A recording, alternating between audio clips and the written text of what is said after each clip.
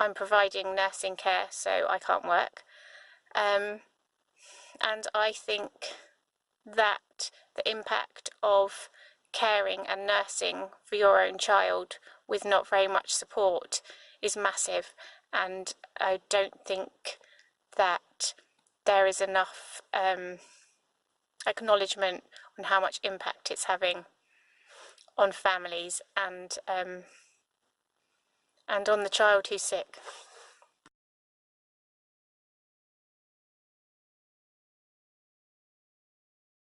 Hi, my name's Louise and this is my son Curtis.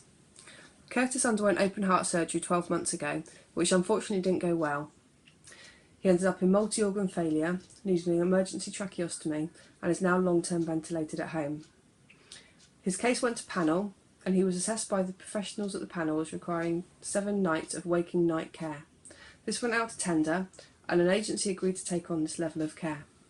My question is, when the panel of professionals decided that this level of care was needed for Curtis, how can this agency now get away with not providing it and letting us down repeatedly on shifts?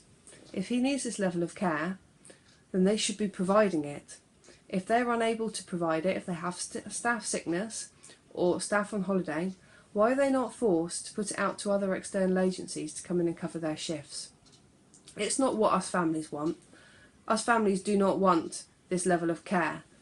It's been assessed by a panel that our children need it. We put our faith and our trust in them.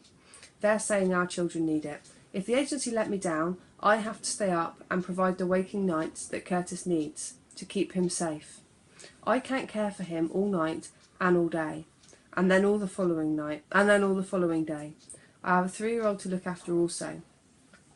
There's no burnout option for us parents. We can't go off sick. We can't take a holiday. We have to keep going. My question is, who's holding these agencies to account and asking these questions on our behalf? Thank you.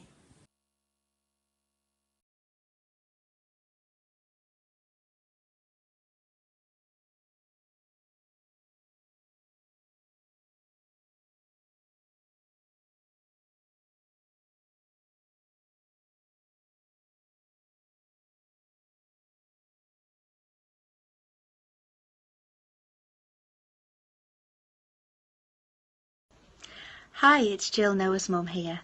If I was sat in front of somebody that could help to change the care of my child at home for the better, I'd definitely say that there would be funding for a backup plan for when carers can't attend. For the second time this month, I've now been up for 37 hours straight with no sleep. The carer called in sick last night, and that means that I was up awake all night, and I had an untrained carer in the day today who was not signed off for anything, and so I was awake all day today as well. I will also be awake until the carer comes tonight at 10:30, so I'll have been awake for more than 40 hours without having any sleep at all, which isn't good for me, it's not good for Noah, and it's not good for our family situation. So if I could say one thing, it would be that, just to have some kind of backup, some kind of person that you could call in an emergency.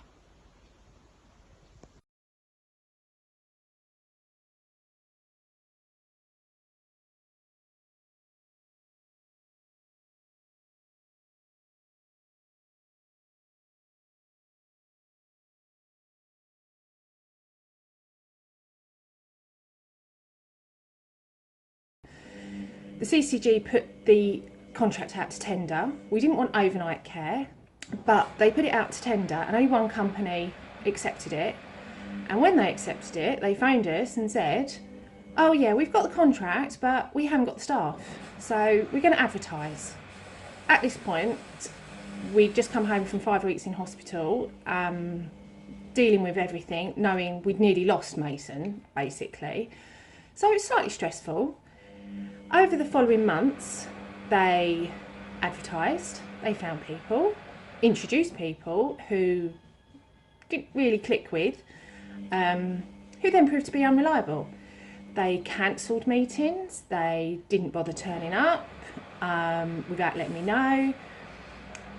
Mason had his tracheostomy in July. By Christmas, we'd kind of said, do you know what, enough's enough.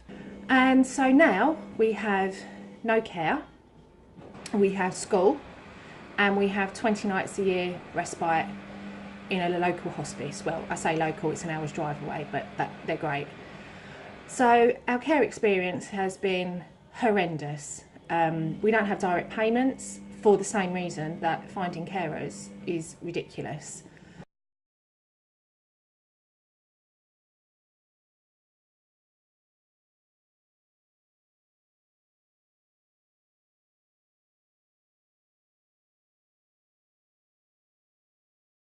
The agency is getting away with not covering the shifts. I think that's terrible. They should always have a backup, because if now I'm trying to work, now how am I supposed to work if there's another gap in the carers? I can't work in the day, which I love to work. I feel like I've got my identity back being able to work, and I can't work if I've had no sleep at night. So yeah, that's a massive issue. And I hear that other people have double up shifts, which I don't get. I only have my mum to help. That's all I have, basically, and the agency, and a little bit of respite in Zoe's place. So my life's really, really full on.